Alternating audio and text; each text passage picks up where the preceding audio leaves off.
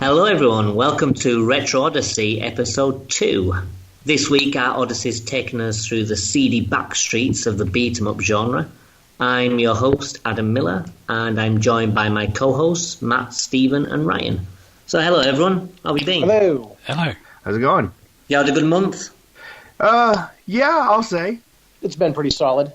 You been doing much gaming or busy with other stuff? Did quite a bit of gaming, but I also had a vacation in there, so. Nice one. I got sucked back into World of Warcraft, so that's taken up a lot of my time. Yeah, I can imagine. That's quite a time sink. I've been spending most of my extra time playing the new rare IP, Sea of Thieves. Oh yeah, how is that? I have a lot of complaints about the game, but I keep playing it. And they're also promising a lot of new content, so I have my hopes up. Yeah, I'm quite interested in it. I might pick up on PC at some point, but I'm not really big on online gaming anymore, so we'll just have to see. But I do like Rareware, so that could be an option to grab in the future. Okay, well, I think best off getting cracking. Who wants to start? Matt, do you want to start with your title first? Okay, can do. Okay, nice one. Well, we'll have a quick musical interlude and get started with our first game.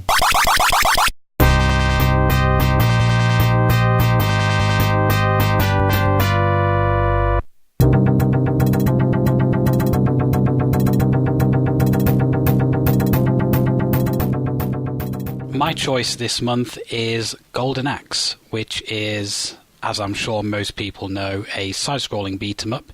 It is a fantasy game where you play as one of 3 characters, and you have to rescue the king and his daughter from the evil Death Adder.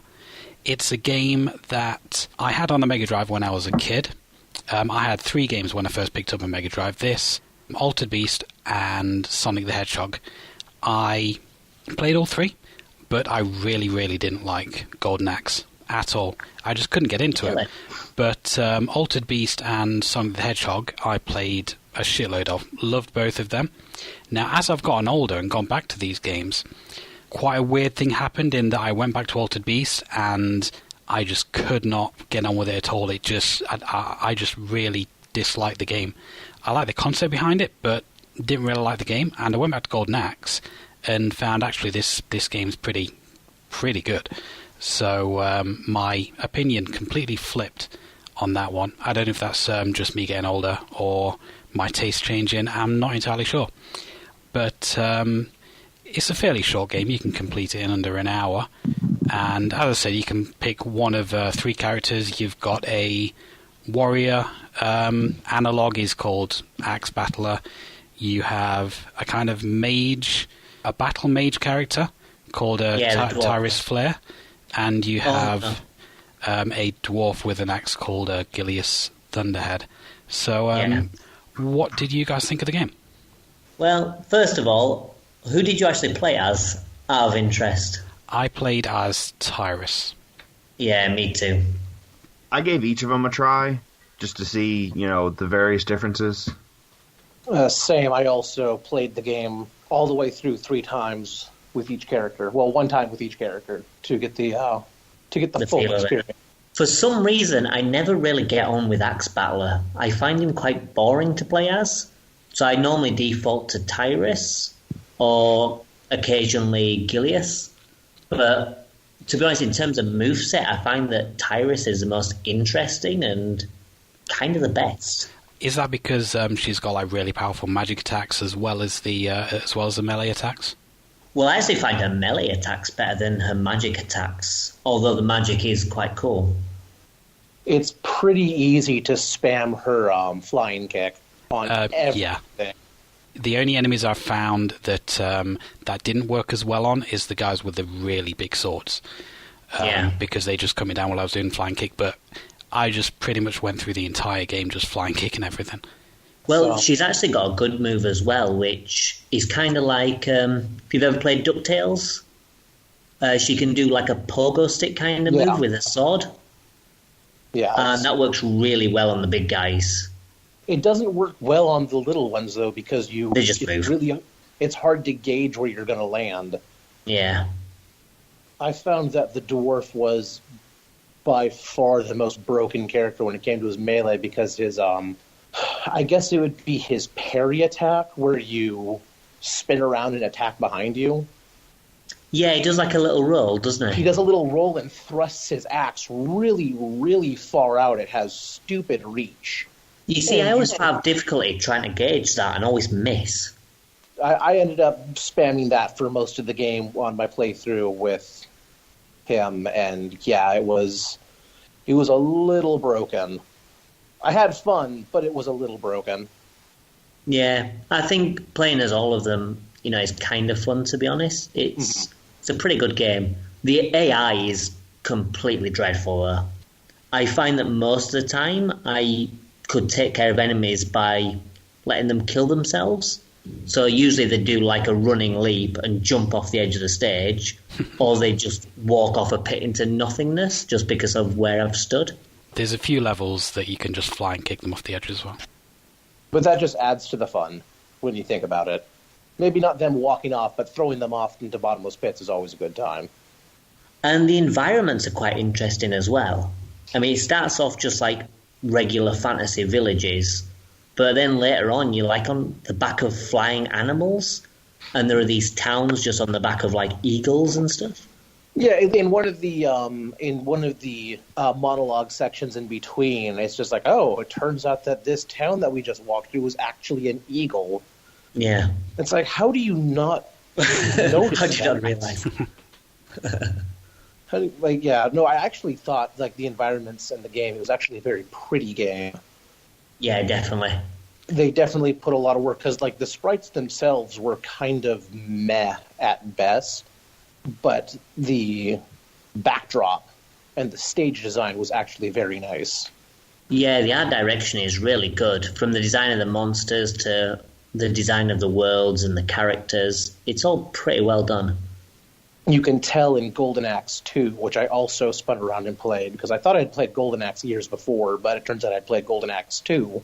So since I had access to that, I played that too. You can tell in Golden Axe 2 that they upped the sprite detail and then downed the backdrop, because they were still obviously on the same platform. Mm-hmm. So they balanced it out just a little bit better, so you got some prettier enemies and fighters. Yeah. I've One not thing actually that- played Golden Axe 2. It's okay. It's hard to say if it's better than the first Golden Axe. I would say at least it's on par. A lot of people don't like Golden Axe 2 and Golden Axe 3, but I think they're fine. I mean, Golden Axe 2 I think is better than 3, but I still like all three of them, to be honest. I was trying to figure out where they got the name of the game. I think it was because Death Adder just has a giant axe. Yeah, he's stolen this axe called the Golden Axe. Oh, okay, I missed that part of the story. Yeah, I think that in the arcade version, the axe is golden. Although, correct me if I'm wrong, but the axe is silver in this? And they messed it up on the console, or was that in Golden Axe 2? I think that was. I don't I think that remember was it being. Golden Axe 2. Yeah, I seem to remember that in the console versions, they messed up the colour of the axe and the whole point of the game. But I think the axe that Gilius holds is supposed to be the golden axe. And it was actually gold in the arcades, but in the console it wasn't. No, Gilius Thunderhead, he in Golden Axe 1 and 2, the axe he wields is golden. Is it? Yeah. Maybe it's the third one. I remember that one of the games, at least, they messed it up. That sounds about right. Yeah, I could just be completely wrong. I mean, on the cover art, his axe is actually silver. Oh, okay, maybe that's where it is then. Yeah, possibly. Mm.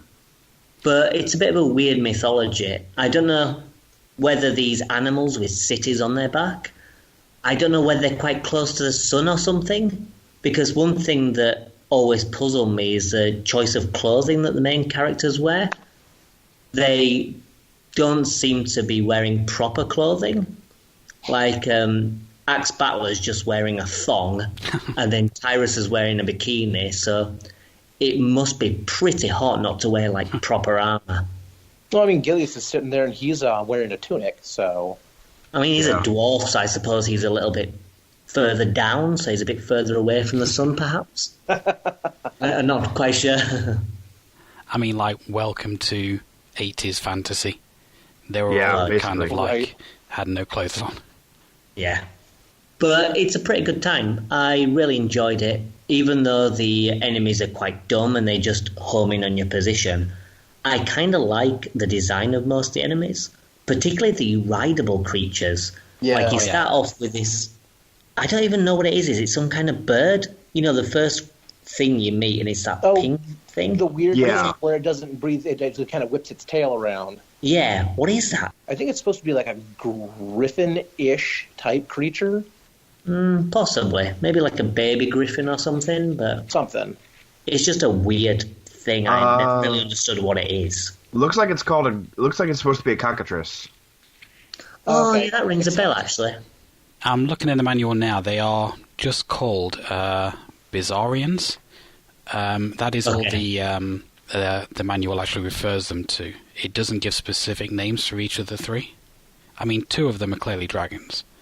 Yeah. But, Yeah, what I'm seeing here, it says the least powerful steed is known as the cockatrice, which can be used to knock down enemies with a swipe of its tail. So I think that's the one. And I've actually done a quick Google image search on cockatrice, and yeah, that's what it is. Okay. It's essentially a dragon rooster, so...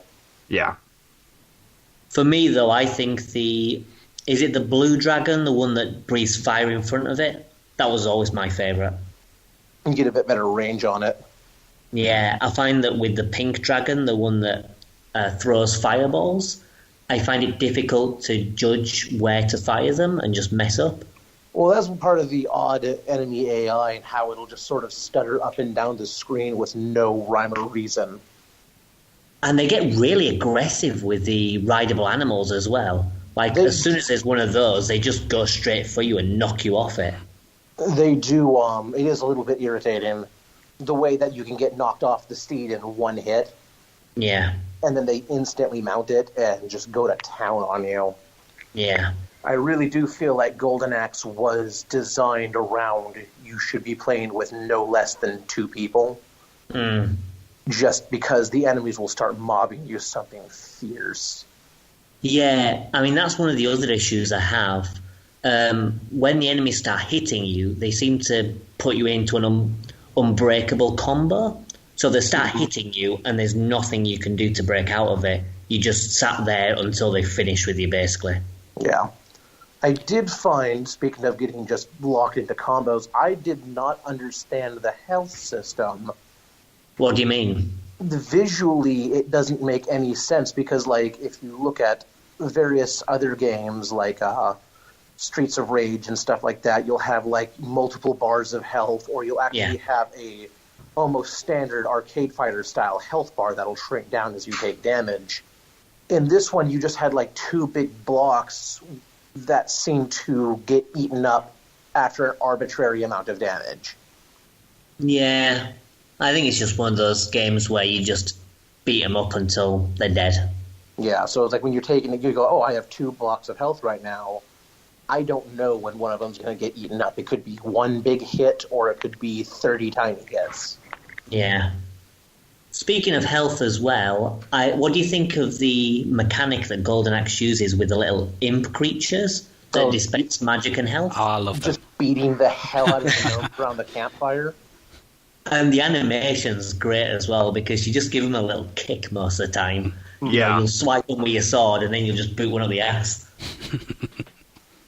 I rather enjoyed those little in-between segments. Yeah. There's quite a lot of strategy to it as well. It's like you can get like a lot of magic pots from them, and while you're going through levels, it's kind of like you could probably clear the screen with the amount of magic that you've got, or do you wait a little bit longer, completely fill up your magic bar? I mean, with Tyrus, if you completely fill up your magic bar and then use your magic, this massive dragon comes down and just blows up everything on the screen. Yeah. And it's like just so cool. But you know, if you're having trouble with some of the regular enemies, if you're getting mobbed quite a bit, you can use a slightly lesser magical attack, but you will lose out on a chance to use a really big one later on. Yeah, I mean, personally, I always just stockpiled all the magic and just used them at the end of the stage on the boss. That's what I ended up doing. later on, especially with one my playthrough with Gilius, because he has such a tiny magic bar. Yeah. So it's really, you can actually fill his up. You can like fill it up on the mini game, then use it partway through the stage, and then fill it up again and use it on the boss. Yeah, I mean, that's a fair point. But yeah, with like Tyrus, there's no way. It's like 10.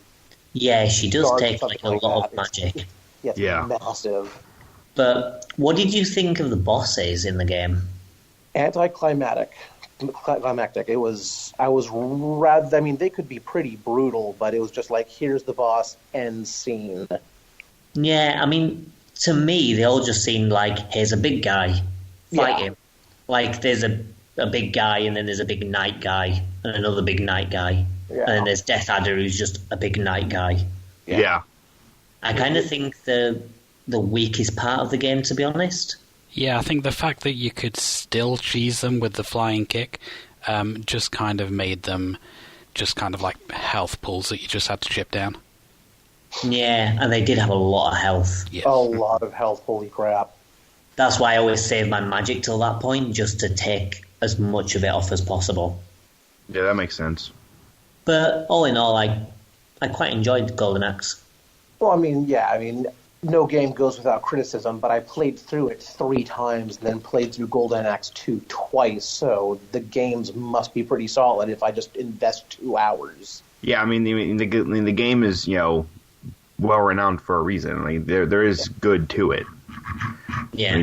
When you look at the scores, it's all 90%, 91%. There's a couple of 70s in here, but by and large, it's very well received. I think the difficulty as well is kind of just right. I mean, obviously it's a lot better with at least 2 people, but even when you're playing alone, it doesn't seem brutally difficult. But at the same time, it's not really easy. It Right. seems like they got just the right level for you to play through and enjoy it with a deal of challenge. I would say if you're playing as one player, you do kind of need the extra credits cheat. At least I did. Yeah, later on. See, the version I played, it was the Genesis version, but it also just had, I think it was just select fed you credits. Well, it was originally an arcade game, wasn't it? Out. Yes. Yeah. Yeah. So that explains why it's just a credit eater. Throwing credits and you can get to the end. Yeah. In terms of pricing, if you want to buy Golden Axe on its own, you're probably looking at between £15 to £30. But the best way to pick it up really is to buy Mega Games 2, which has Golden Axe, Revenge of Shinobi, and one other game that I forget on the same cartridge, which tends to go for less than £10. So that Yeah, is it's the Streets best of option. Rage that comes with it. Oh, Streets of Rage, yeah. Or Yeah. it is also available on Steam through the Mega Drive Genesis collection. Yeah. Or on the console collections or... Yeah, the Ultimate Genesis Collection on PS3, the Genesis Collection on PS2. I actually have it on PSP through the Genesis Collection. There is an Xbox, I believe it is only Xbox Arcade. I don't think they came out with a physical edition for this, but it's just the Golden Axe collection, Yeah. Golden Axe 1 through 3, for Xbox 360, which is actually also currently on the Xbox Game Pass for anybody who has that. So, Yeah, and I mean, Yeah, I don't think it's an Game Pass, you expensive can game. download it. yeah, I mean, most things I'm seeing, you can get some version of this game for less than $10 over here. So Yeah. Yeah. Okay, nice one. Well, Stephen, do you want to go next? yeah, I can go next. Okay, we'll have a quick musical break and then we'll discuss your pick.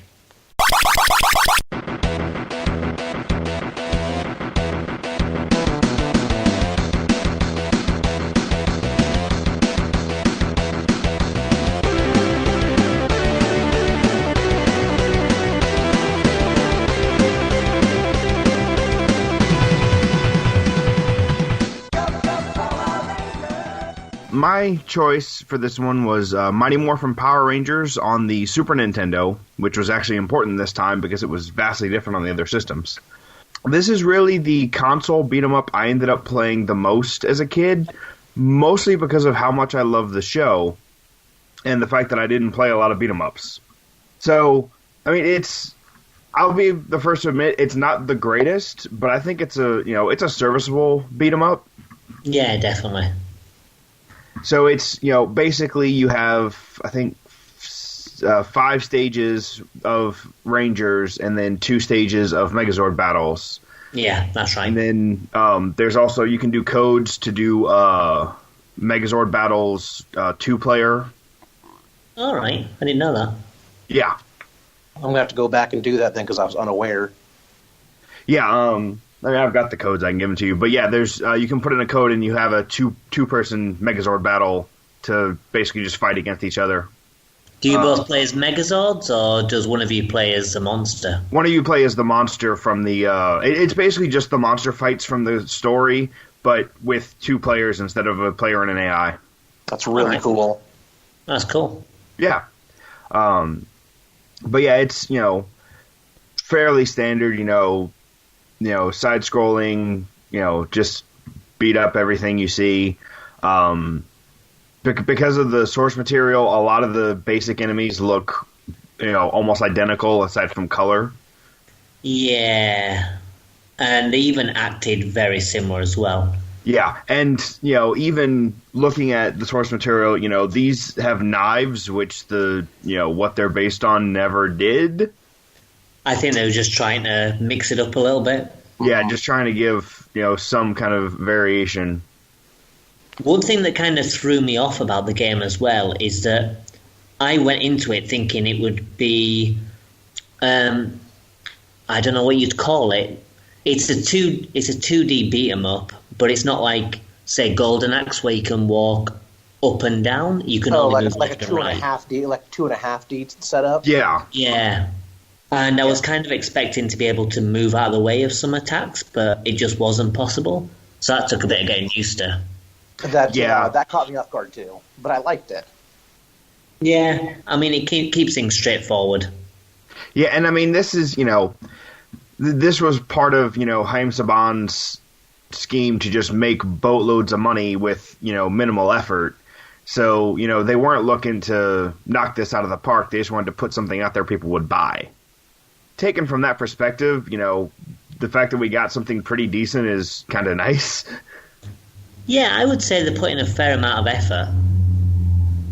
Well, but that most of the effort was done by somebody else aside from the people in charge of the show. Like they shopped it out to Bandai for the Nintendo version, and then Sega handled their console versions. Yeah, which was not a beat 'em up, a fighting game from what I remember. Yeah, it was just a one-on-one fighter. Yeah. The one thing that I particularly liked about this game is, well, when you first start up, you're greeted to the 5 Power Rangers, and they're all doing like a little dance. But after each stage, you can choose a different Power Ranger. Yeah. Because there's 5 stages, you can play as all the Power Rangers in one playthrough, which I thought was a neat little touch. Yeah, and I like the differences between them. Like, Zack does his little dances when he's idle. It actually does do a good job of translating the difference in fighting style because, Kimberly and Billy are more gymnastic based, whereas Jason is more straight up martial arts. Yeah, like I found that the Black Ranger was quite cool because you do fighting combos and then he just jump on his back and do a little break dance kind of kick. I did feel they translated the characters into the game pretty well, which is very impressive on a 16-bit console like the N64, the Super Nintendo. Yeah. Where you can bring a character to life in a sprite like that.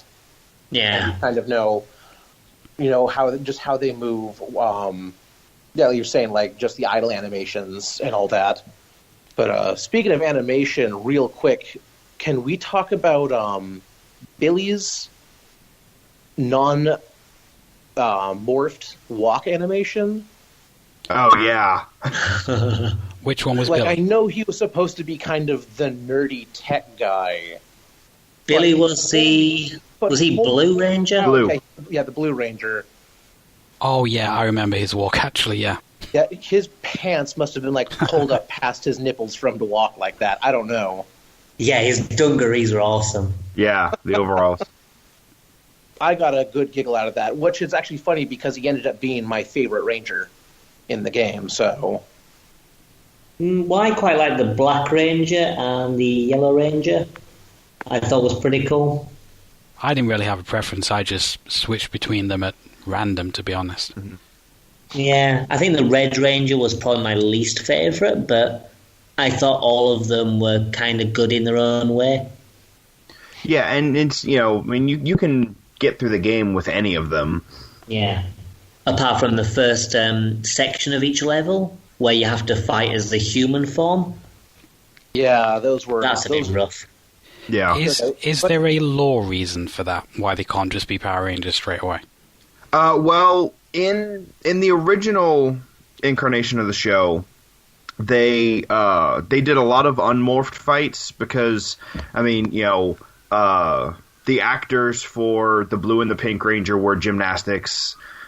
Like they weren't like stars or anything, but they were well versed in gymnastics. The Red and Yellow Rangers were martial artists. The Black Ranger was a dancer and martial artist. So they highlighted all of that in the show, and then when they'd morph, they'd have obviously the Japanese footage. Mm-hmm. But so this was just like translating that to where they'd have the unmorphed fight. And then, I mean, if you really get into it, the whole, one of the things they're told in the beginning is never escalate a battle unless you're forced to, which I guess you could say is why they don't morph immediately, because they don't need to until they see the big monster. Yeah. And it was kind of nice, too, as well, that because when the Power Rangers morph, they're supposed to get like 10 times stronger or something like that. They become genuine superheroes at that point. Yes. Yeah, you do feel the transition because you get like all your health back. I thought it was very nice that they gave you all your health back and you started kicking way more ass. They threw harder enemies at you, but like the regular mobs were just one hits at that point. Yeah. Yeah. And the Power Rangers tune plays as soon as you morph. It's that was really pretty cool. Too. I want to know how much space, because in the beginning on the splash screen where it's running, Saban's Power Rangers, Mighty Morphin Power Rangers, there's actually some pretty crisp audio for the Super Nintendo. Yeah, Yeah. It's pretty. So maybe sometime I'll go and find some information that was data mined and just see how much of the cartridge that audio took up. Yeah, because, I mean, this was 1994, so, they still had a few years left in the SNES lifespan. Yeah. Really? So it was quite an early SNES title? Yeah. All right. I didn't think it would be, to be honest, because, It doesn't as you show. say, like the audio's really good, and it even looks really good, too. Mm-hmm. Yeah, it plays well. But there are some very, very, very silly design choices, I think, in the game. The fact that you get put to the start of the level if you die. Yeah. I don't see why they give you 2 lives per continue, because losing a life and losing a continue is exactly the same punishment. Yeah. I thought that was it was just frustrating when you get sent all the way back. Especially on the later stages. Like stages 3, 4, and 5 are just... Yeah. Even stage 2, when you're doing all of the platforming, I found stage 2 to be the most frustrating one. You're doing all that crazy platform past the objects that you can't destroy, like all the saws and shit like that. Mm. You can destroy them. You can, yeah. You can just look Yeah, down you destroy most of them. Yeah. And then the thing that got me originally with that was not knowing I could wall jump the first time I played it. Right. So you get to that one point where you can't get up without it. Yeah, it's just a little bit too high, isn't it? That took me a while. Yeah, and as, being, 5 or 6 the first time I played it, I didn't get past that point. Yeah, I mean, it could have done a better job in showing that off, but I think it's one of those things that now it's a little bit easier with experience in these kind of games, thinking maybe I can jump off this wall. Yeah. Yeah, and that's definitely part of it. Yeah, I definitely think the stage designs are a bit iffy. Like stage 3 in the water was probably my least favourite level. Yeah, that just was because not... there's a lot of swimming and you can't do anything. Yeah, it was strange that they can fight you in the water, but you can't fight them. Yeah, I found that really, really annoying. But Stage 3 was nowhere near as bad as Stage 5. That killed me, that killed my thumbs. I didn't find Stage 5 too bad. I thought there were some parts in it that were a bit annoying, but I had a rougher time with Stage 3 and Stage 4 just because I wasn't a pro of the game by that point. But at Stage 5, I was kind of familiar with how to deal with all the bullshit, so I had an easier time. I think the main thing that really messed me up in Stage 5 is that thing that goes across the top of the screen and shoots like a load of missiles. And I could not avoid them whatsoever. So it ended up with me getting to the boss with not a huge amount of health. And then dying and having to go back. It is a really, really difficult boss. And I found it very frustrating. I didn't find the boss was that difficult. The big problem is that he has a lot of health. So it didn't take me long to learn his pattern, but all it takes is just for like one shot from him to whittle down your health. Yeah. And he does a lot of whittling down. I couldn't work out his pattern at all.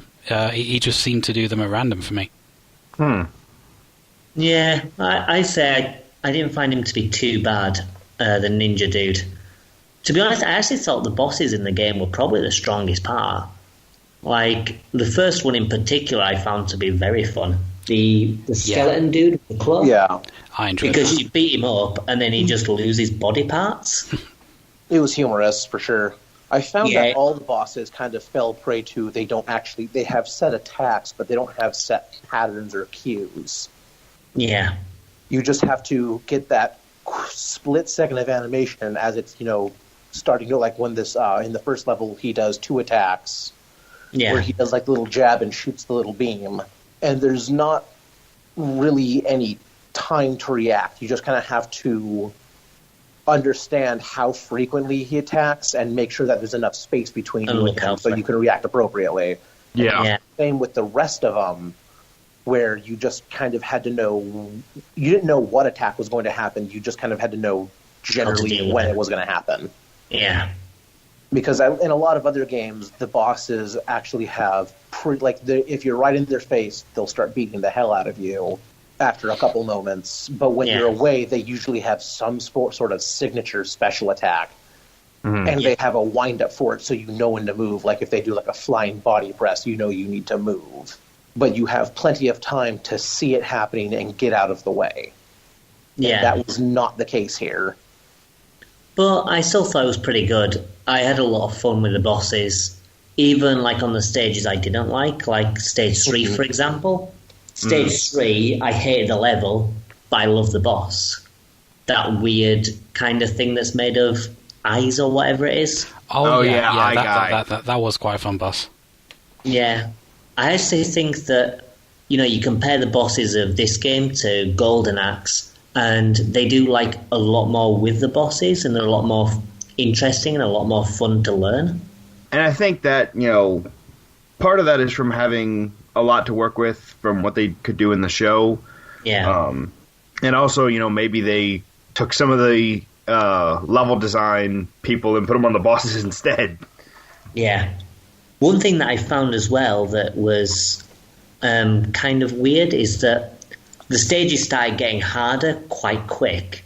And then the final 2 stages in the Megazord are actually pretty straightforward. Yeah. Because you can sort of just stun lock the bosses with a sword thrust and just take down the health like in no time.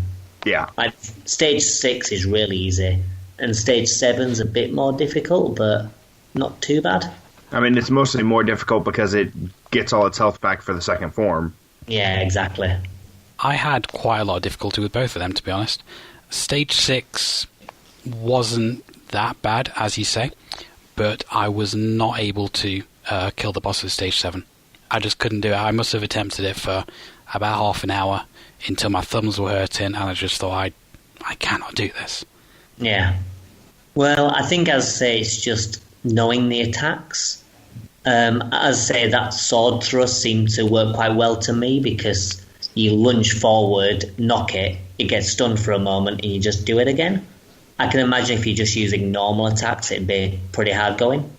Yeah, but I mean, in terms of tracking down a copy of this game, I'm seeing anywhere from $20 to $30 normally.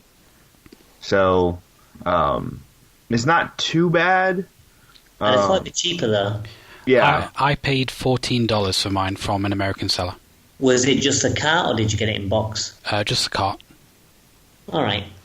yeah. So I mean, That's not too bad, but yeah, and there's there's other places you can find it. But yeah, I'm seeing about $20 is the average of what I'm seeing. yeah. All right, fair enough. I wouldn't say that's too terrible. No.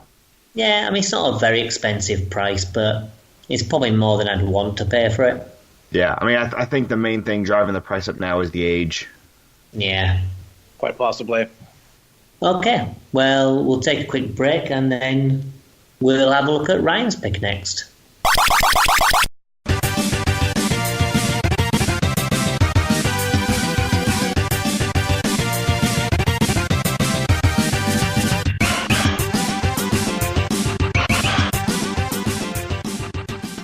My pick for this category was Teenage Mutant Ninja Turtles 4, Turtles in Time.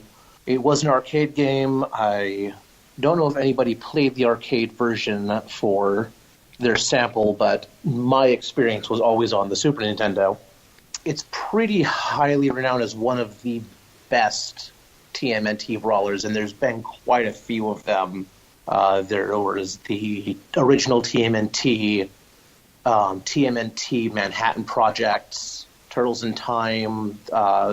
One came out on the Saturn, or not the Saturn, the Genesis. It was like Hyperstone Heist, I think. Yeah, Yeah.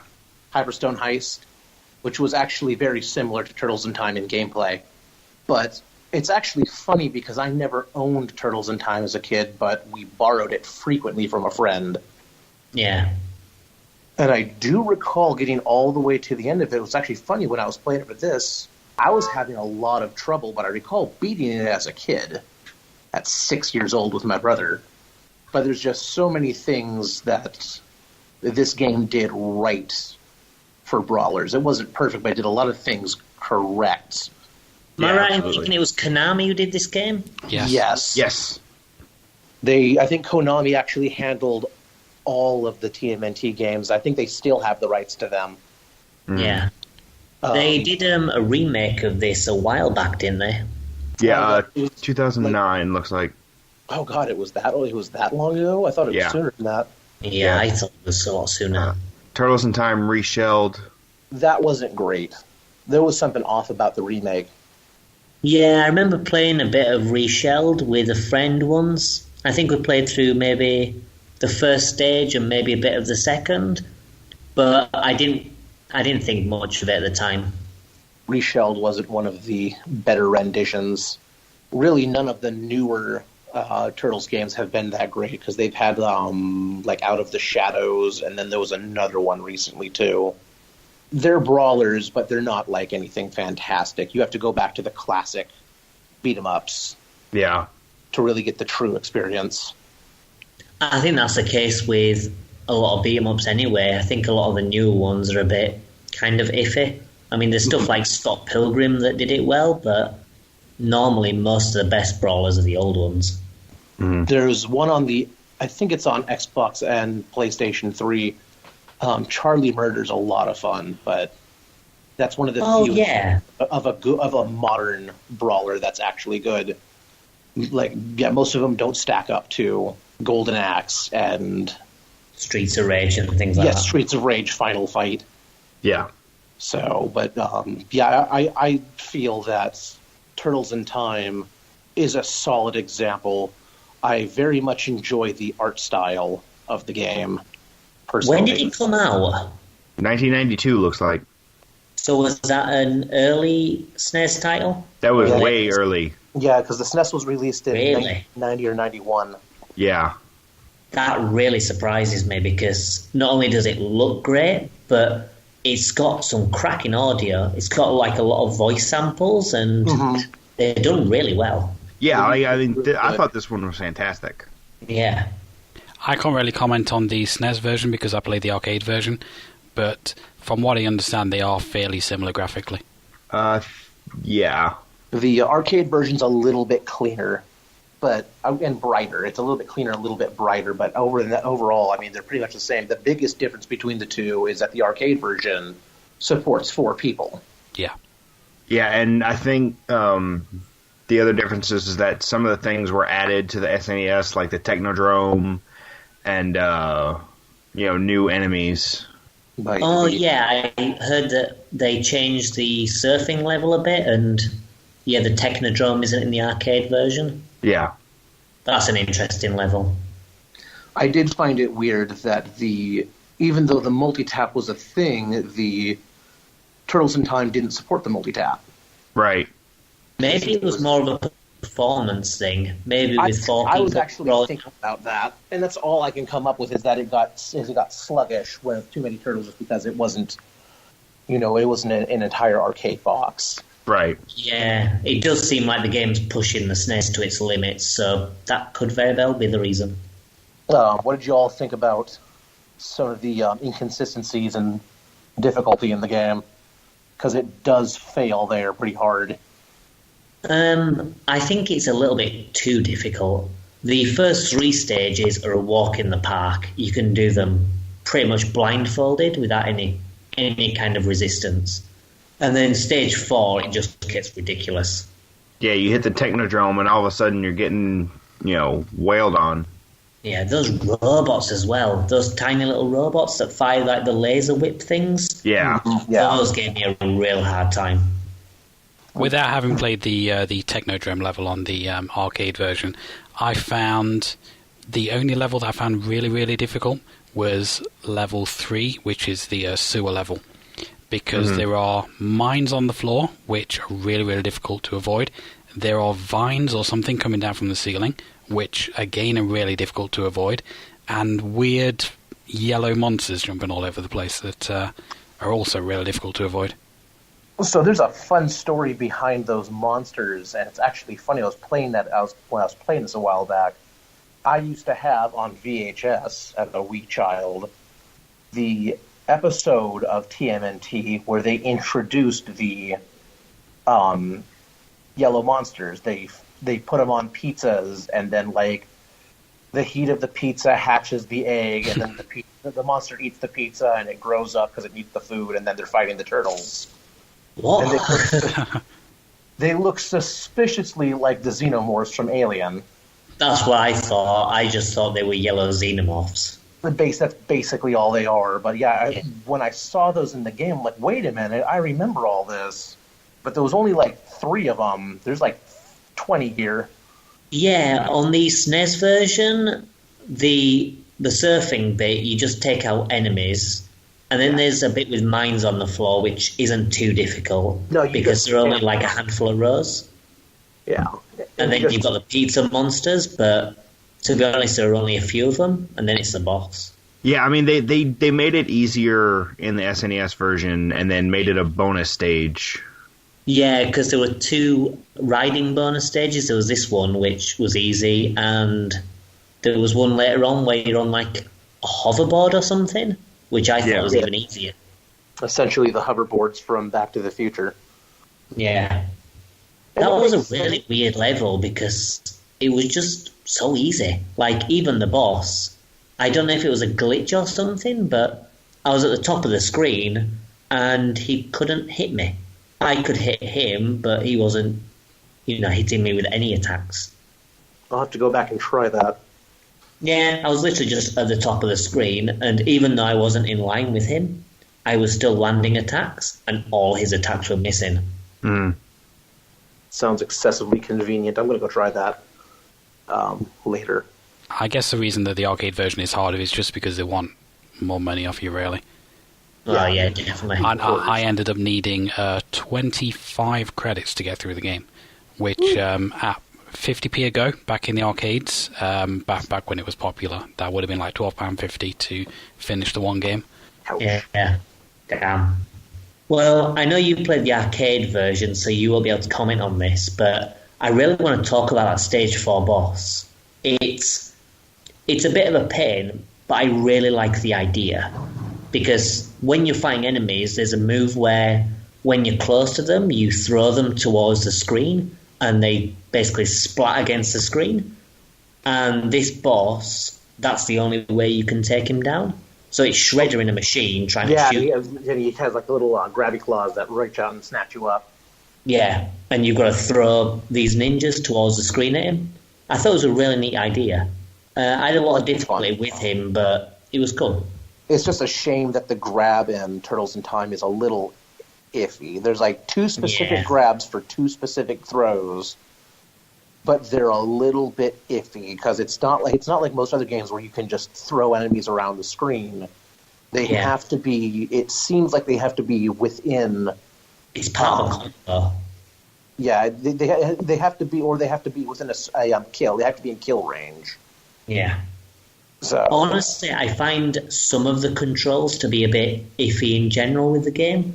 Like you say, the throw is a bit dodgy, particularly for that one boss. But I also don't like the running mechanic because you walk and then after maybe a second or so, you start doing a little run. Mm-hmm. And I found that really weird. Yeah, whereas other places it's double tap and then you'll start sprinting. Right. Yeah, the arcade is double tap, I'm pretty sure it was. So does that work in the console version? The double tap? I believe so. Maybe I just didn't try. You may have to double tap really fast because I recall also having really iffy.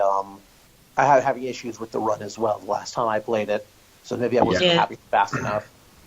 It doesn't make it unplayable or anything, but I find that it's something I had to overcome in order to enjoy the game, rather than just being able to play it and it feeling a bit more natural, like in Golden Axe or Streets of Rage, for example. Right. I mean, I will say I did enjoy the variety of attacks because, I mean, you've got the back attack, you've got the running attack, you've got the various jump attacks. Yeah. Like, there was a lot you could do with, a stick and 4 buttons. You actually have because you have your attack, your special, heavy, jump, and one of the buttons doesn't always come into play when you are, like, I think on the SNES, X doesn't do anything. Yeah. Unless if you get into a run animation, you can press X and you'll do a handspring. Okay. Yeah, during the handspring, you can press light attack and you'll go and do, it's either light attack or heavy attack. Now I'm trying to remember. It might be heavy attack, and you'll go into a essentially turtle bowling, and you'll flip onto your back and go slamming through a bunch of enemies. Huh. Yeah. And it's one of those weird attacks that you really need a manual to know about, because the chances of you figuring that, because you mash X a few times and nothing happens, you never return to it. Yeah, you're just going to stop hitting it.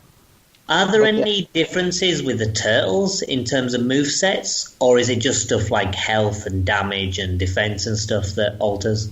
They have mildly different stats, and there's a little bit of range. Like Donatello has the best range with his staff. Big stick. Yeah. He has the best range. I want to say Raph actually does the most damage, and that's kind of been a staple of all of the Turtles games is he has the least range, but he hits a lot harder. Yeah. Let me see. Because I think I remember hearing something about Raph does more damage, but he also takes more damage. Mm-hmm. I mean, that makes sense. Yeah. I mean, it's perfectly fitting with the character. Yeah, Leonardo's always been middle of the road. He's always been the average character, average reach, average damage, which is weird because he should be doing the most. He has fucking swords. Yeah. Yeah.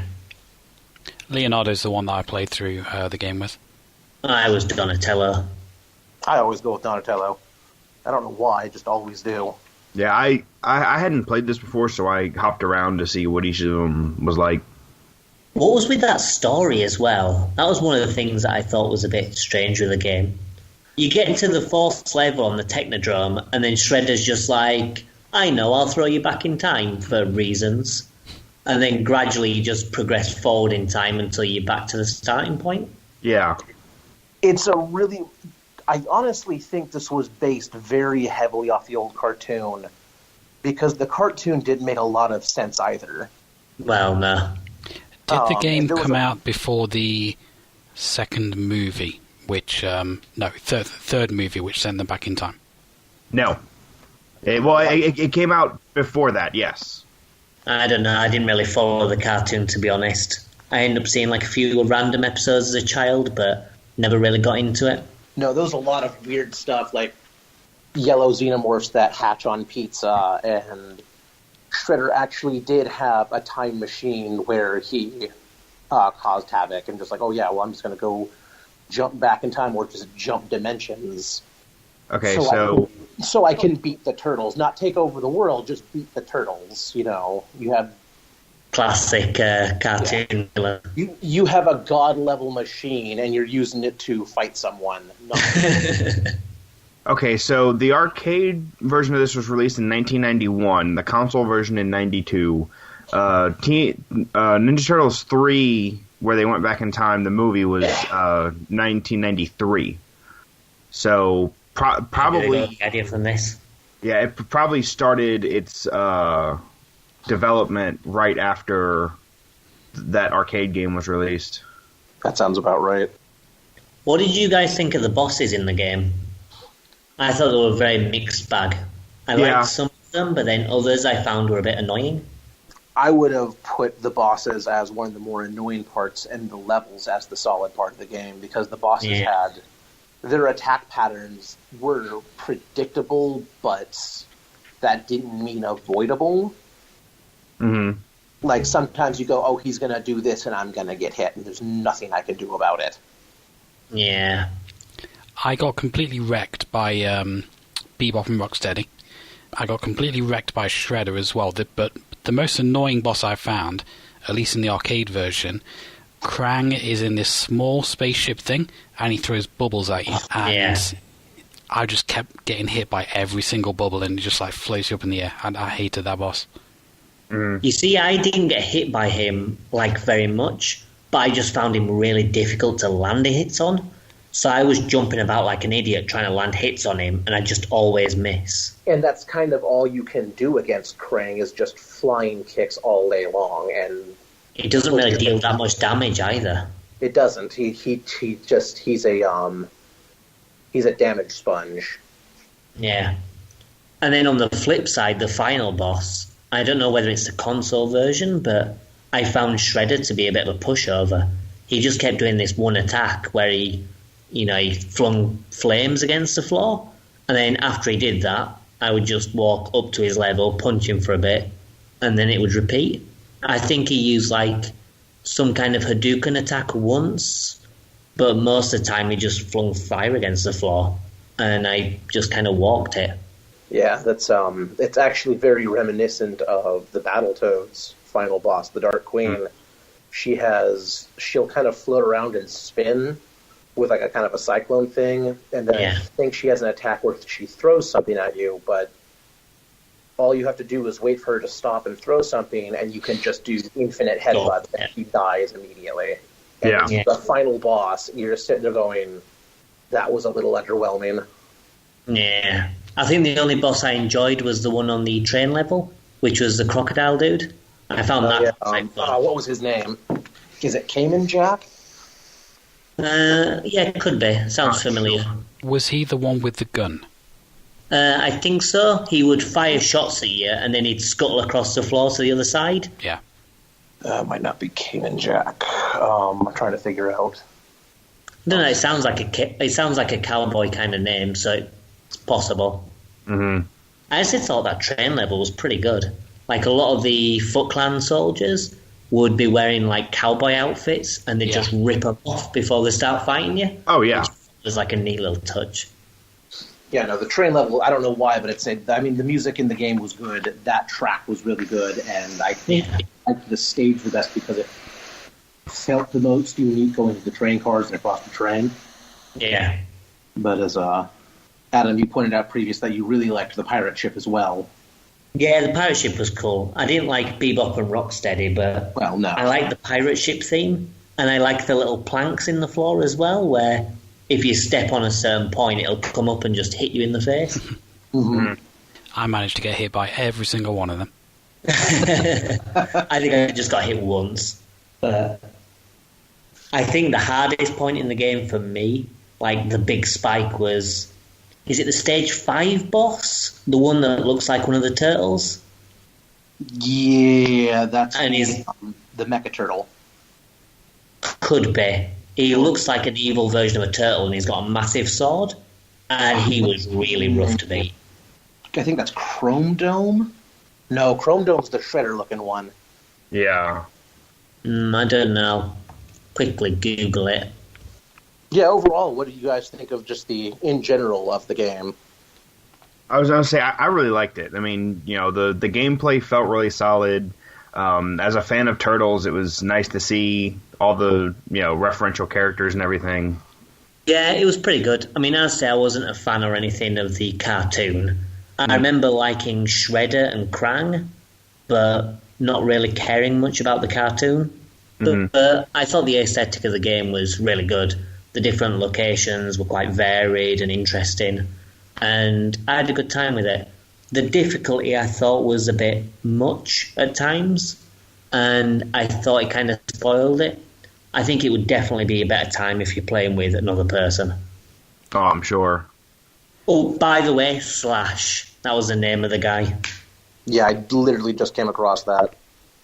For me, it's probably one of my favourite beat-em-ups of all time. I would have picked it for this episode if you hadn't already picked it. I played it quite a lot in the arcades when I was a kid, and I fell in love with it. If I could have one arcade cabinet, then it would be Turtles in Time. Fair enough. It is a good game. Good. I'm glad you all liked it. How much does it go for? From what I can tell, it's because it's a popular game, the market is flooded with repros that range from $15 to $40, but Yeah. various sources show that a SNES copy of this game, like a legit version, is hard to find under $50. Yeah, I mean, I'm looking here, I'm seeing, $20 is the low end, shipping from China, and then the rest of these, $40, $47, $45. Yeah, and a lot of those lower prices are, some of them advertised as reproductions. If it's like $20 or less, for sure it's a reproduction online anyway. Yeah. I know for a fact I can pick this up for about $30 from a guy I know, and that's about as cheap as I'll find a guaranteed original cartridge. But Yeah, I really, think- you're probably looking about 40 minimum. Yeah, I mean, I think that's about what it goes for in my local game shop. Yeah. You start getting them in like really good, clean conditions, stickers aren't scuffed, and then you're looking at $60. Yeah. Easy. So, Okay, nice one. Yeah, it was a pretty good game. All right then. Well, we'll have a final break, and we'll have a look at my pick.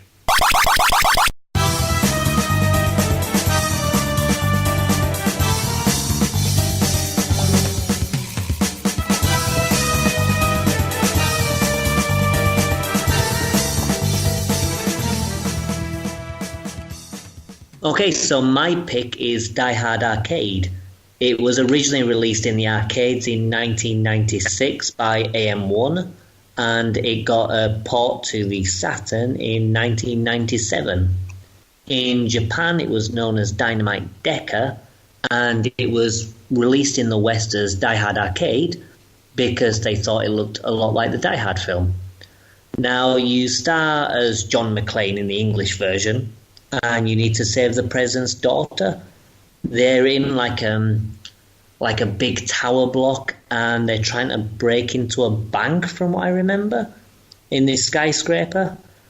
The plot doesn't really make much sense. There's a bank vault, there's the president's daughter who's kidnapped for some reason, and you just fight your way through to try and save them. And that's about all the plot there is. Basically, it's just an excuse for you to go around beating up loads of stupid enemies. And it's one of the better ones that I played in the arcades. I mean, between this and the sequel, Dynamite Cop, I dumped a ton of quarters into these games in the arcades. These are the ones I played the most, in general. Yeah, it's a fantastic game. I can understand it being quite popular in the arcade. for me, it kind of feels like a 3D version of the Streets of Rage series because you go around, you've got a variety of attacks, and you're beating up really weird enemies. Yeah. Like you end up fighting like a Mexican wrestler at one point, and there's some kind of martial artist who jumps out of a toilet. You get like the super firefighter. Yeah, you've got like a firefighter at the end who's like twice the size of you for some reason. It's just a stupid game. Yeah, a lot of the enemies didn't really make much sense. It's like, why is a fire truck and policemen and all that after you? Yeah, and if it's supposed to be Die Hard, how come, like, I think it's the second level where these mechanical spiders just burst out of nowhere in a computer room and start fighting you? Yeah. You think I'd remember that from the film? I didn't get to play the game due to just continual errors with MAME trying to get it to work properly, and I would have emulated a Sega Saturn, but there really aren't any decent Saturn emulators that at least my computer can handle. It's a very difficult console to emulate. I believe the PlayStation 2 version did get a Japanese release, but it may have only been digital only. I'm not really too sure about the PS2 version. But from what I could tell from the game, it looks like an absolute riot, and it makes no sense. Yeah, I mean, I think the game kind of loves the silliness of it, because one of the first things you do is you fight like a couple of rooms of bad guys, and then you're running down a corridor, and there's a quick time event that says punch or kick. And like, for example, if you hit kick, he does a flying kick, just this guy in the face, and then carries on running like nothing's happened. And the thing I loved about those was, they did that thing where, whether you miss or hit, it'll do the thing where it shows the scene over and over again 3 times in like slow motion. Yeah. So you get like success, success, success. And there's like one bit as well where you're running past a train and there's this woman and she doesn't even look like a bad guy. And you press punch and you basically just clothesline her. Yeah. And then, as you say, it repeats it a few times in slow motion, just knocking out this woman for no reason.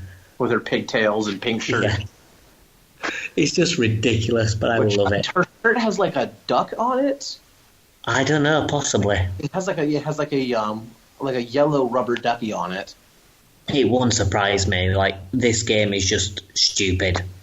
Like, one of the early weapons that you get early on is this huge missile launcher, which is, I think it's like an anti-aircraft gun or something, because it's bigger than him, and he's lifting this above his head and firing out these huge rockets. Yeah, which you'd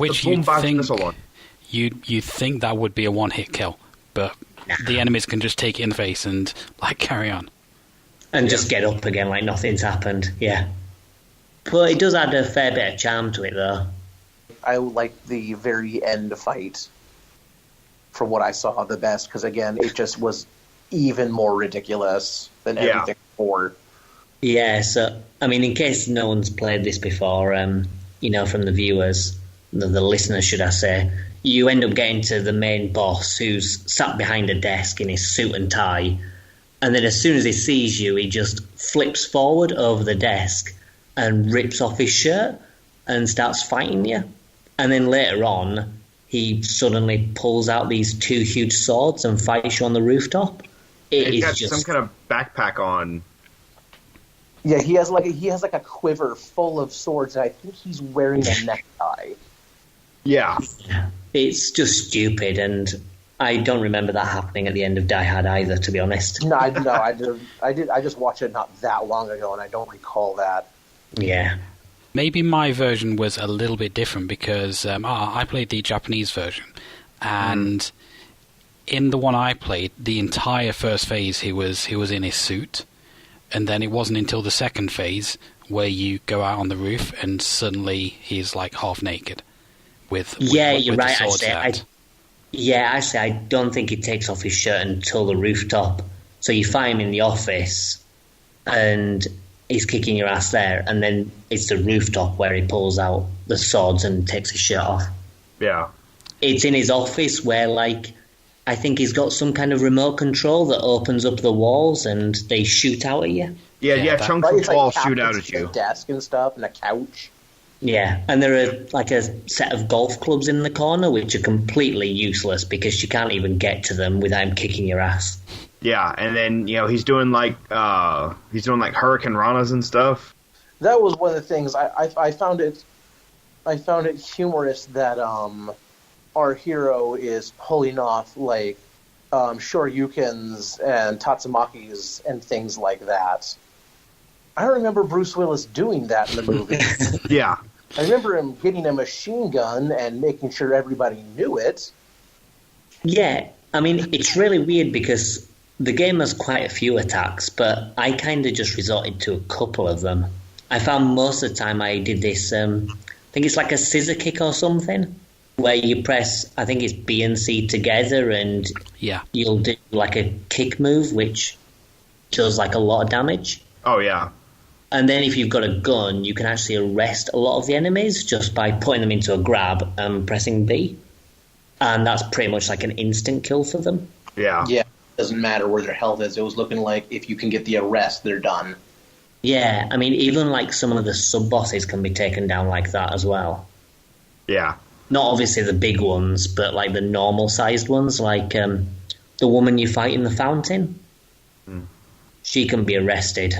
Also, why does the fountain explode when you're done? Yeah. Well, I think that's someone shooting a rocket at you. Oh, okay. I just noticed. It's just like suddenly the fountain explodes. It's like press jump. I think it's someone firing a rocket at you because after the fountain bit, don't you fight the football player, the American football player? It's the wrestler after the fountain, I believe. Yeah. Yeah. Honestly, I remember fighting some guy in. I think the only thing they got, accurate to the movie was that he loses clothing as he goes through the game. Right. Yeah. By the way, did anyone ever play this in 2 players, either for the podcast or in the past? Yes, in the past I've played this 2-player. Did you ever get to the end? No, never made it. Well, I don't know if you've ever played Double Dragon, but the end of the game is pretty much like that.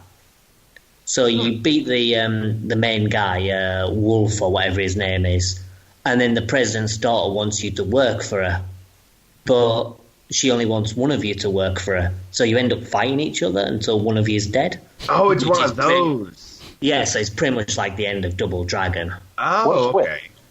Because, that's how we figured out as death matches. Yeah, Well, exactly. obviously. It's not like, you can do it, you can go work for it, it's fine. I'm happy working by myself. It's no, I'm going to kill you just to work for the president's daughter. It makes a lot of sense. Although it wasn't in Double Dragon, at least it was like a betrayal thing, I believe. Yeah, I think it was more of a thing for... Yeah, it was a betrayal to get your girlfriend or something. Yeah. I think she loved both of you, so I suppose that made a bit more sense. So who played it on Saturn then? I did. Yeah. Did you end up playing the deep scan mode? I did, yeah. I played the deep scan mode to get about 20-odd credits, which I definitely needed. And it is actually quite a fun little minigame. Yeah, I didn't really get how to do it at first, but once you get used to it, it's a really fun little game. I saw in the playthrough that I watched them play Deep Scan for about probably a solid 8 minutes. And was that like a previous, like an older arcade game that they just... Yeah. Deep Scan was actually, I think it came out in the 70s, but it was a Sega arcade game. Okay. But yeah, it's pretty neat. So you just control like a little submarine. You avoid these missiles that come up to the surface, and you try and like use these bombs to take out other ships. Yeah, then torpedo all of the submarines below you, yeah. Yeah. It's pretty neat. I mean, it's a bit of a shame that you have to do that, before you start if you want a chance of finishing the game. Right. Yeah. But, I mean, it only takes like 5 minutes to rack up like 20 continues or whatever once you've got the hang of it, so it's not too bad. I found the one thing I thought interesting and also kind of useless was the fact that you can acquire double health bars in the game. Oh, yeah, because you can get the health pickups and they can extend it. Yeah. Yeah, that was one of the things I found strange about the game. I was going to bring that up actually. When the enemies, the bosses, have double health bars, there seems to be an amount of health that you have to do to them before the bars start going down, which seems very, very strange. It's really weird. It's almost like there's 3 health bars, but they only were able to fit 2. So it's kind of like going back to Golden Axe, where you're not really sure how many hits are needed, because everyone's got like a standardized health bar, but the boss characters, they take like a lot more damage before you reach that normal health bar. Yeah. And it's a little bit weird. Because you would have thought that it would be percentage-based.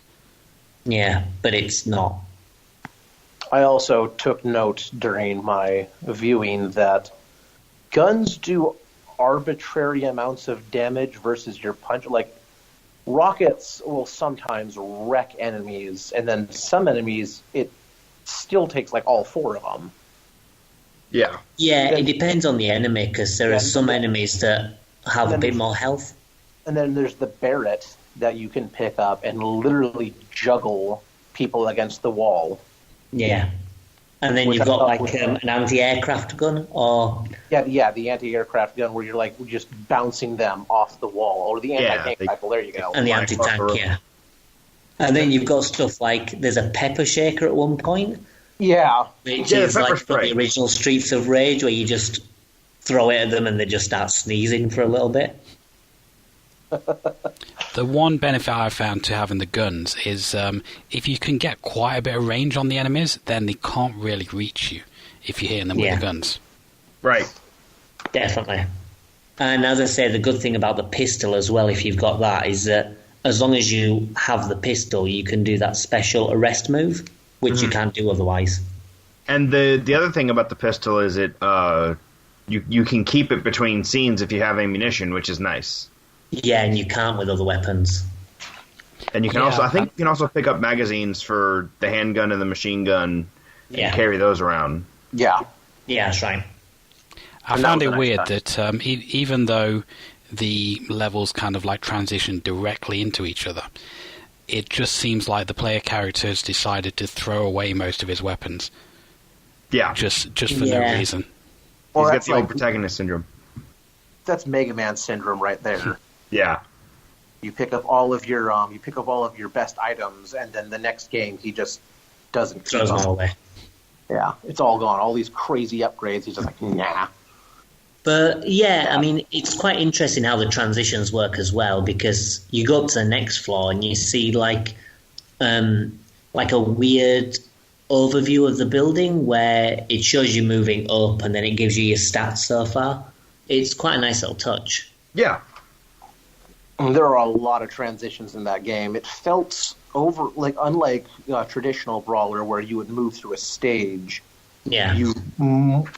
It's more like you're dropped into a room and you just have to clear the room, and then it gives you your little quick time haul run.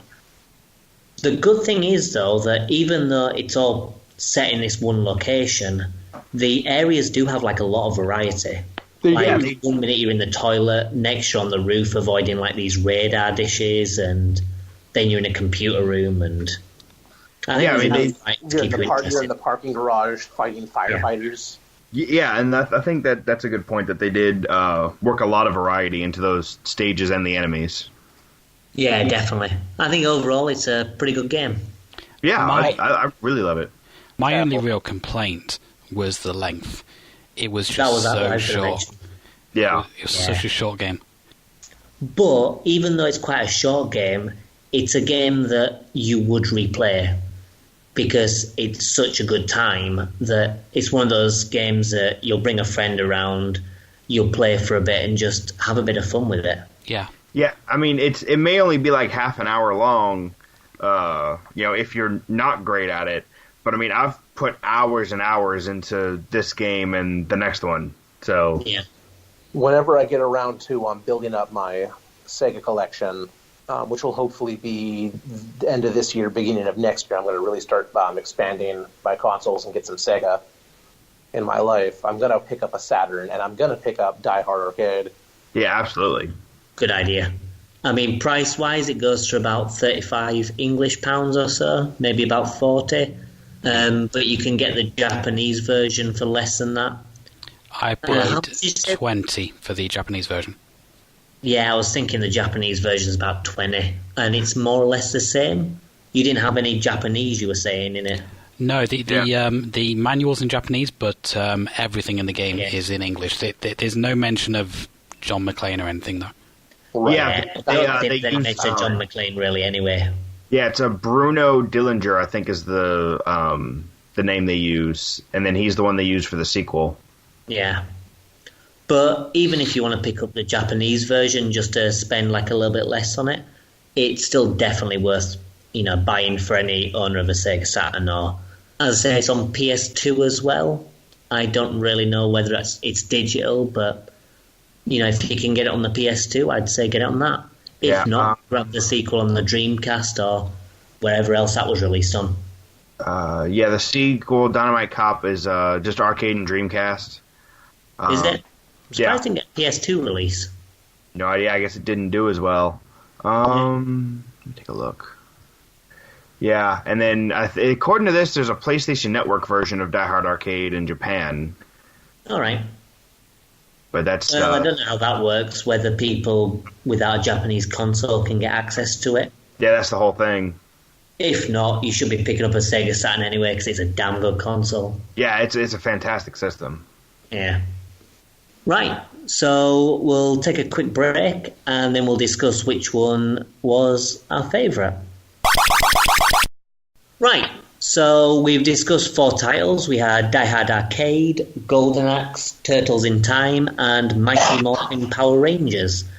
Which one did you think was the best? Obviously not using your own pick. Which was your favourite?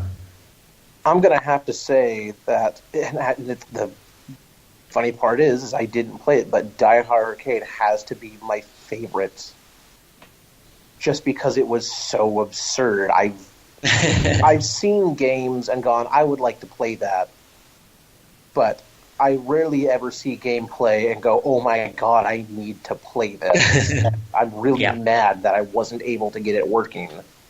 Yeah, Die Hard Arcade was definitely my favorite. I mean, and it's also, I played a lot of it, well before this. So, it's always been one of my favorites.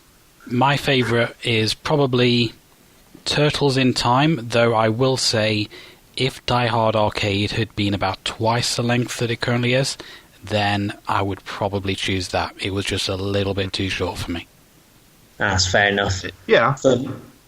For me, I'd choose Die Hard Arcade if it wasn't for it being my own pick. But otherwise, I'd probably go with Golden Axe. I really like Turtles in Time, but for me, I just love the music in Golden Axe. I love, the action of it, and I love basically just everything about the game, apart from the bosses. It's just a classic game, and rightly so. Yeah, it's still a well-designed game. It's held up very well. Right, okay. Well, we have one final thing. I have a quiz in store for you guys. Okay. It's going to be a little bit of a music quiz. What I've done is I've taken some title music from various different games, from pre-8-bit to 32-bit. You're going to listen to a brief clip, and you just need to tell me what game it is. So we'll take a quick break, and then we'll get cracking on that.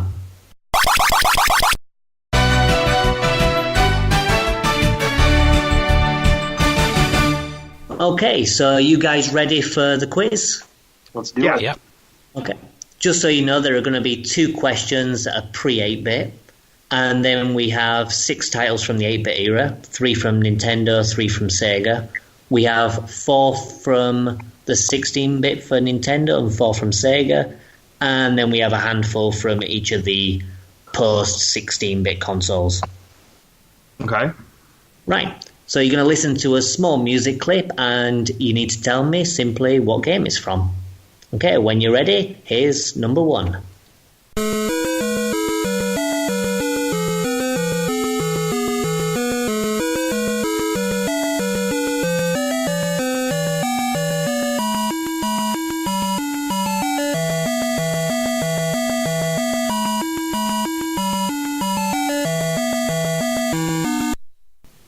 Okay, so we'll start with Matt.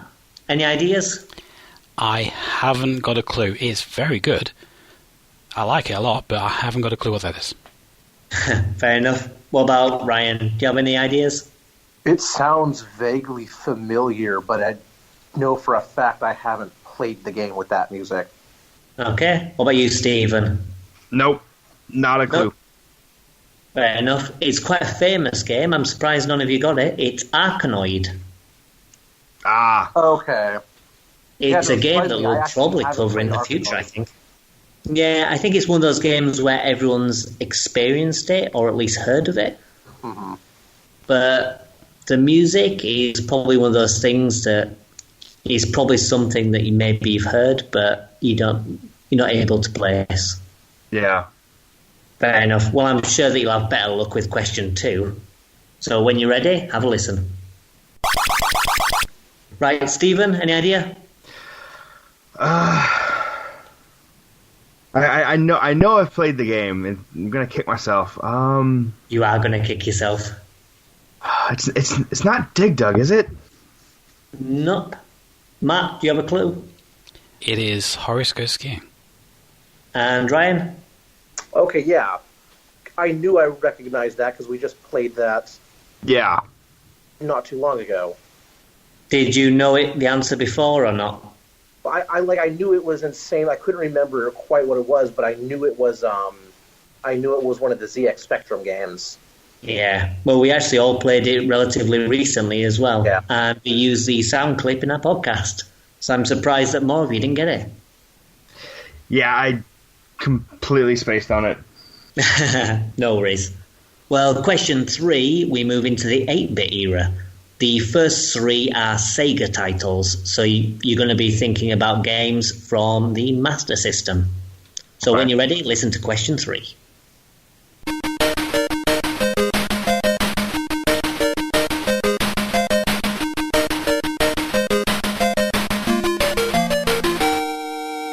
Okay, so we'll start with the Americans because you weren't as familiar with Sega. Ryan, any idea? Not a clue. I never played any Master System games. Okay, what about you, Stephen? And unless it's something I found in a compilation later, I don't think I've played any either. It's a quite good music. I like it. Matt? It's not one I've played, I'm afraid. I do not recognise that at all. Really? I'm quite surprised. The game in question is Wonder Boy. Oh, Which- I own it as well. Yeah. Well, the original Wonder Boy as well, they remade into Adventure Island for the Nintendo, but I think maybe had different music. No, that is actually okay. See, when it first played, I thought it was Adventure Island, but you said it was Sega. Well, this one's from the Master System, so maybe they did use the same music for the NES. Yeah, so if they did port the music over, if they ported the game and reskinned it into Adventure Island, Yeah, and it probably is the same that music. makes sense. That sound. I'll verify that a little bit later and let you know. But yeah, I immediately thought, oh, that's Adventure Island, but it couldn't be because you said Sega. Well, it's from the Sega version of it, at least. Right, and I didn't know that there was a different version of it. So now I know the things you Yeah. learn. Now you do. I think that's probably worth a point, though. Yeah, so who said that? Was it Ryan? Yeah, Odyssey. Adventure Island. I love the game. Yeah. Right, so we'll go on to question 4 now, which is quite a popular game series, so you'll probably have a chance.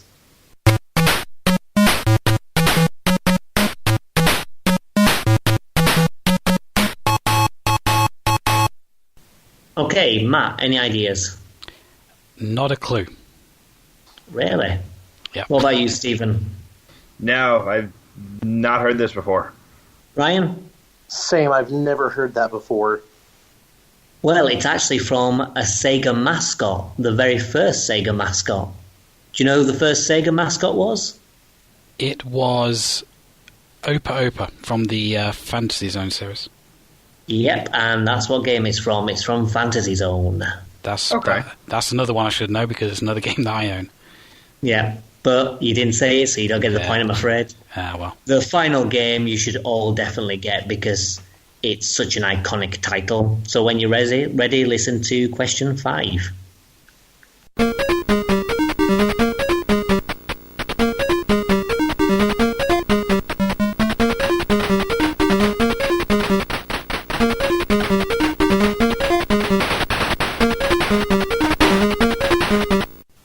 Okay, we'll start with you, Stephen. Any ideas? No, it sounds like something I've heard, but I can't pick it out. You're going to kick yourself. Ryan, any ideas? I'm prepping my kicking foot right now, too. Matt? That would be Outrun, and it is actually the intro music to the podcast. Exactly, that's why you should kick yourself. Ow. Yeah. Right, well, fair enough. Matt's in the lead with 2 points, and Ryan's just behind with 1, and Stephen's yet to get on the board. Yeah. But the next 3 are from the Nintendo Entertainment System, so you should have a chance to get some points here. When you're ready, listen to number 6 and see if you can guess what it's from.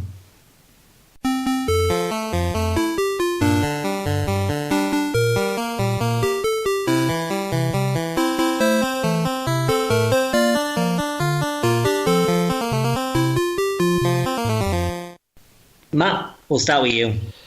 Bubble Bobble. Okay. Ryan? It's Donkey Kong. And Stephen? Yeah, it sounds like Donkey Kong Country, but you said this was 8-bit, so now I'm not sure. Alright, so what is your guess going to be? I guess just a Donkey Kong game that was on the NES? It's the original Donkey Kong. Okay. Stephen and Ryan, you both get a point. Wow, I was way off. Yeah, well, never mind. Well, I suppose it's still sort of a puzzly game, maybe. Right, question 7.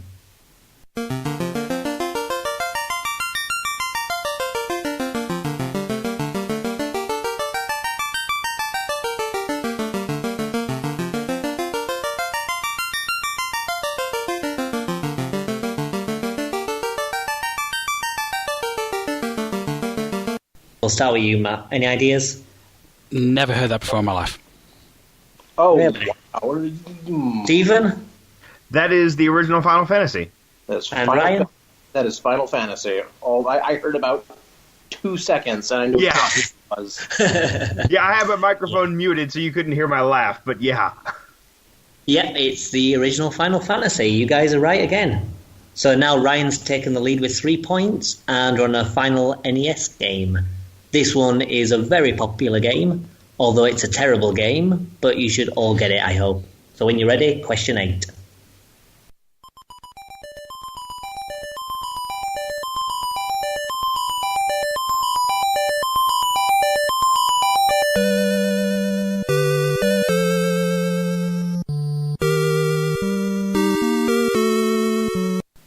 Okay, we'll start with Stephen this time.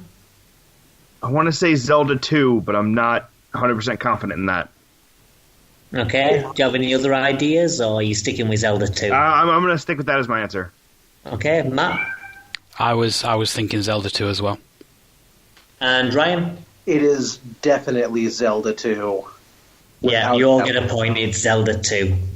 Which is weird because the game is a garbage pile, but the music is outstanding.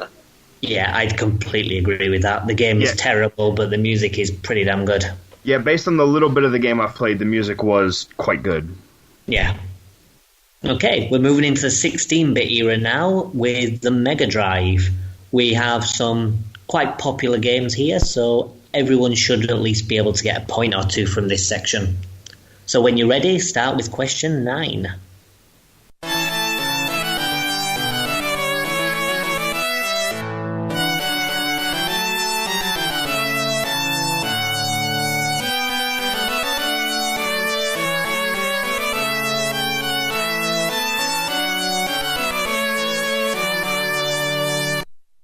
Okay, Ryan, any ideas?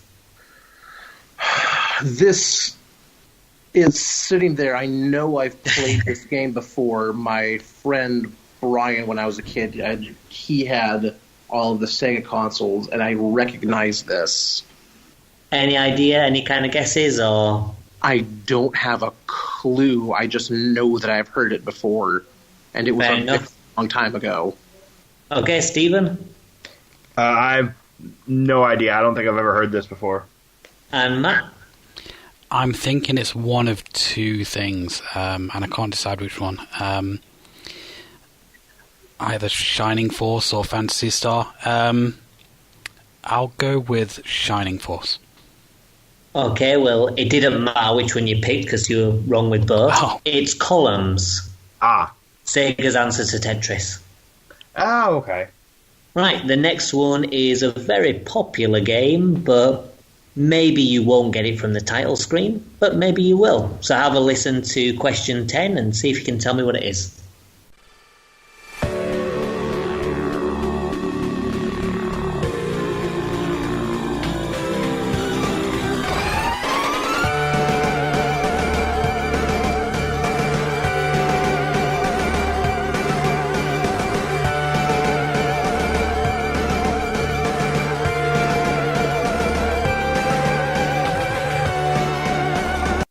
Okay, Stephen, any ideas?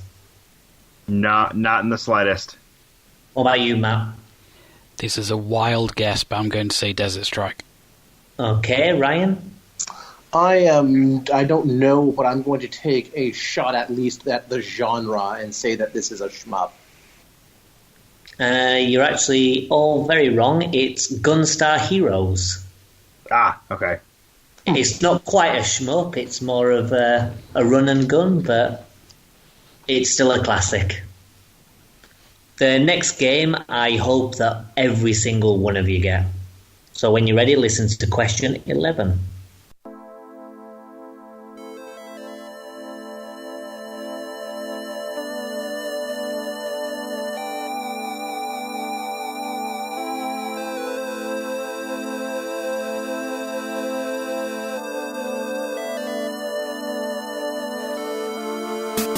Okay, Ryan, what do you think?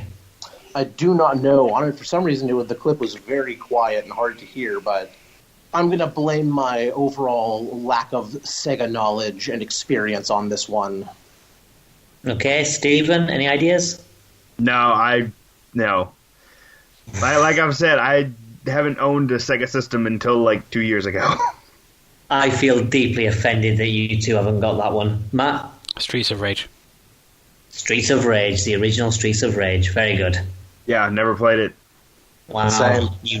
you really need to play it. It's a classic beat-em-up. Okay, now we have the final one from the Sega chunk. So when you're ready, listen to question 12.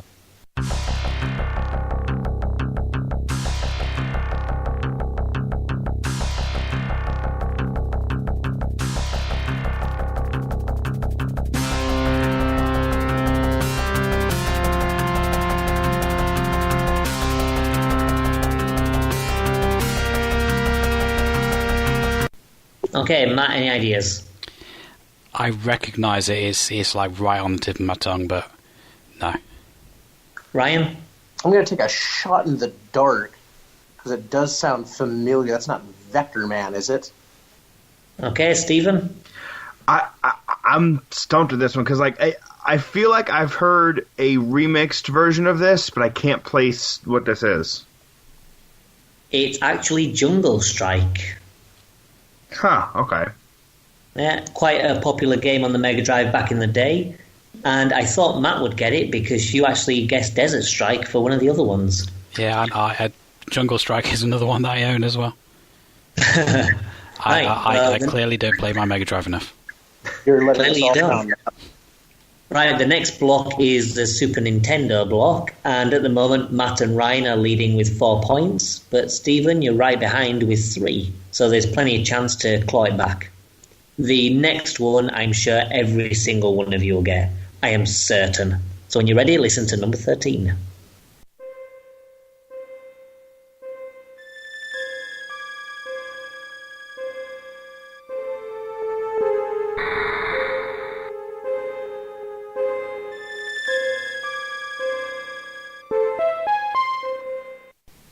Okay, we'll start with you, Matt. What do you think? I'm going to have to disappoint you here and say I do not know. Oof. Stephen?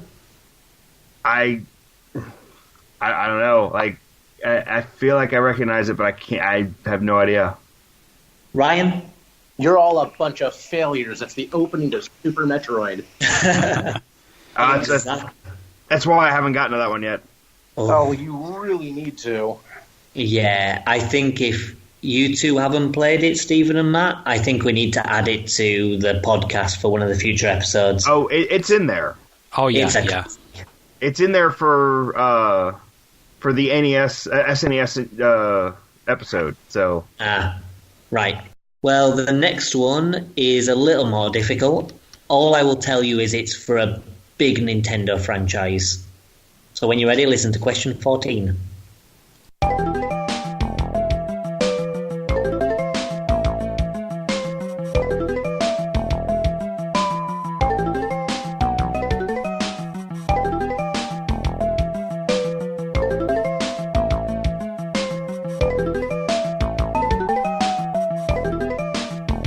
Okay, Stephen, any ideas?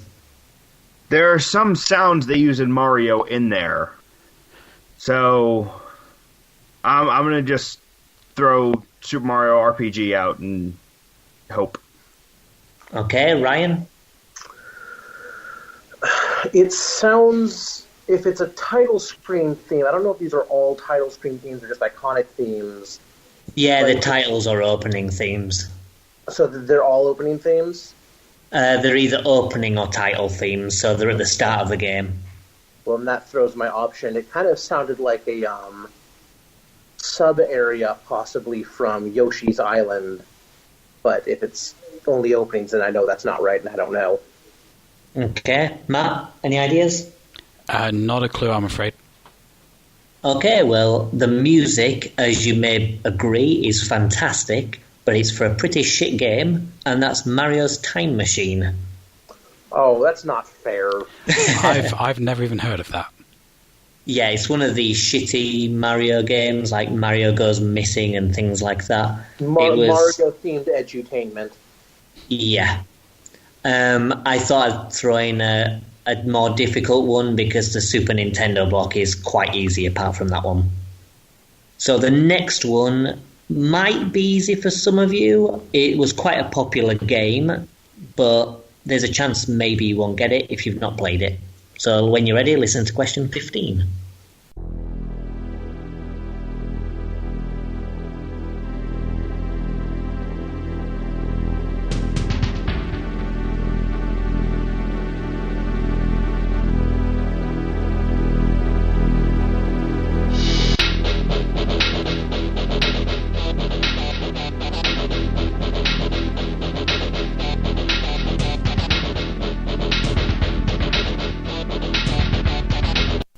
Matt, any ideas?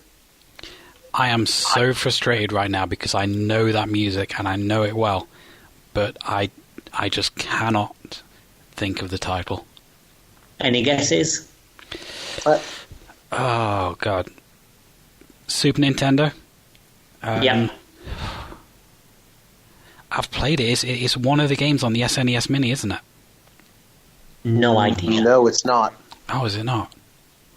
No, I couldn't even guess. I know the game, I've played the game, but right now my mind is a blank. Okay, Ryan, any ideas? It's Killer Instinct. Oh, of course it is. Okay, Stephen? Yeah, that's Killer Instinct. Okay, I kind of thought that maybe you'd get that one. Right, the final one you should all be able to get, I hope. So when you're ready, listen to number 16.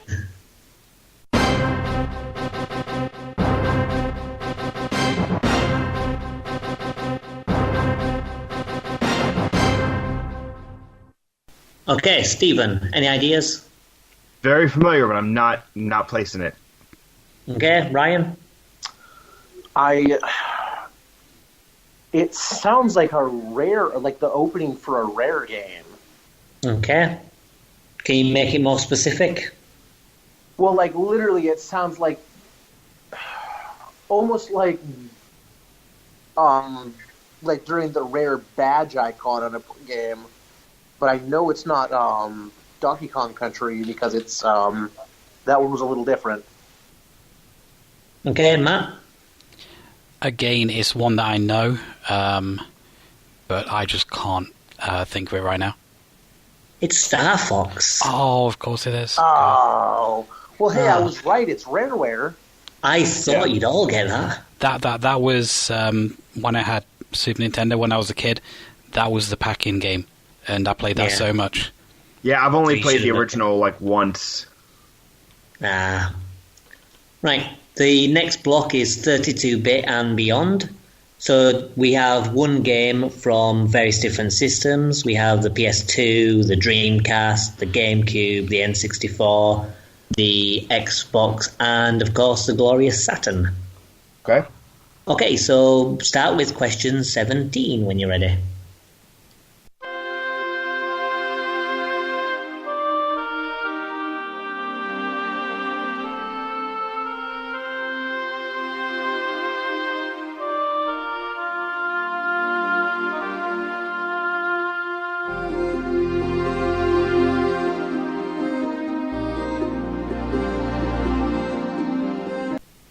Okay, Ryan, what do you think? I am not entirely sure. It sounds vaguely familiar, but... Any guesses? No, not really. Okay, I'm not Stephen? even sure what console. Not a clue. Matt?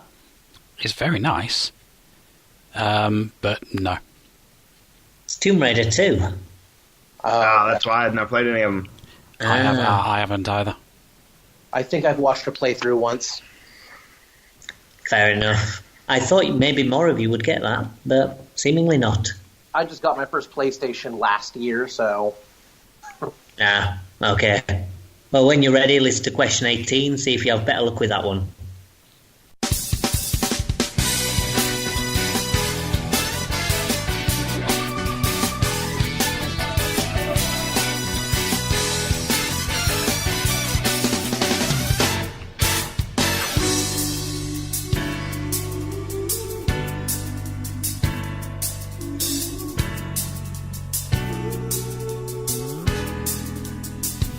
Matt, any ideas? I think, I'm not 100% sure, but I think it might be Jet Set Radio. Okay, Stephen? I have no idea. It's lively, but I don't know it. Ryan?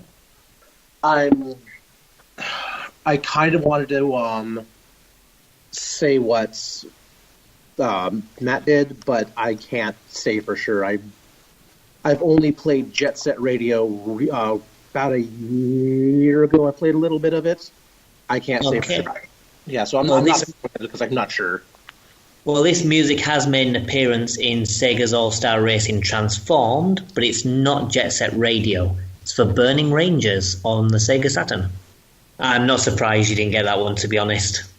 It's a bit of a forgotten IP from Sega, but it is a classic. Oh, you mean like most of them? Yeah. Yeah, apart from Sonic. Somebody call the EMTs. Right, anyway, the next one should be a little bit easier because it's on a bit more of a popular system. So when you're ready, listen to question 19.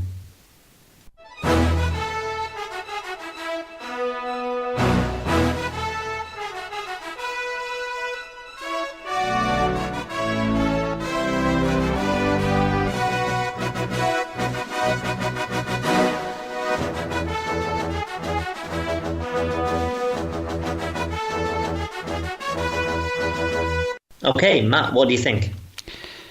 It's familiar, but I can't place it. Stephen? I have no idea. Ryan? I'm going to kick myself when you tell me what this is, because I know it. I know exactly what it is, but it's not there. I know what it is, though. Well, because none of you have a clue, then I'll give you a slight hint. It's a Rareware title. Anyone got an idea? No. That means if it's a Rareware title, that means it's a 64 title. Or a GameCube title. Right, or a GameCube title. But that sounds like an N64 era. Any ideas? I'm going to throw out Diddy Kong Racing, but I'm pretty sure that's wrong. No. And you are correct. It is wrong. It's Okay. Jet Force Gemini. Okay. Right, the next one I hope you should all be able to get.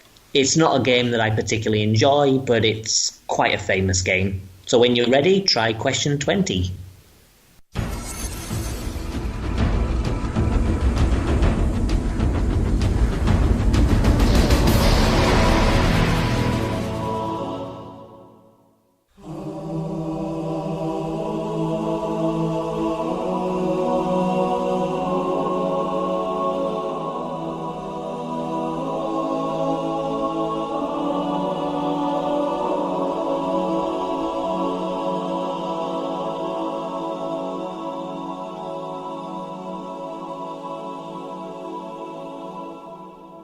Okay, Matt, any ideas? No, I'm afraid not. Okay, Ryan? That is Halo Combat Evolved. And Stephen? Yeah, exactly. It's Halo. Correct. It's Halo for the Xbox. Next we have question 21. Let's see if you have any ideas what that is.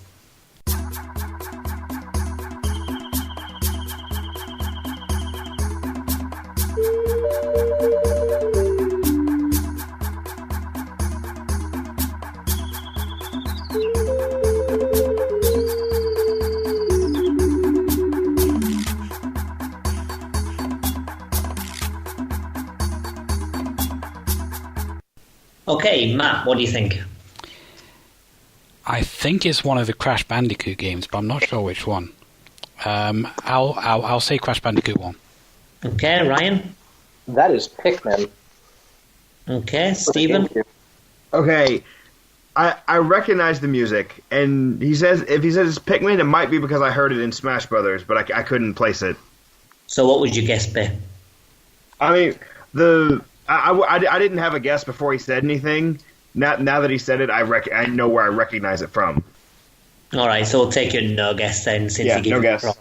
Fair enough. It is Pikmin for the GameCube. Fantastic game.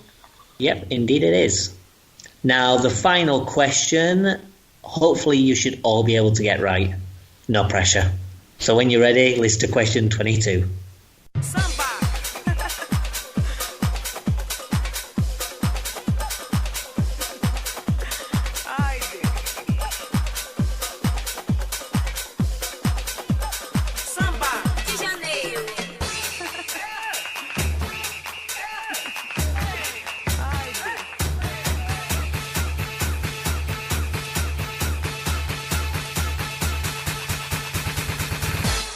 Okay, Stephen, any ideas?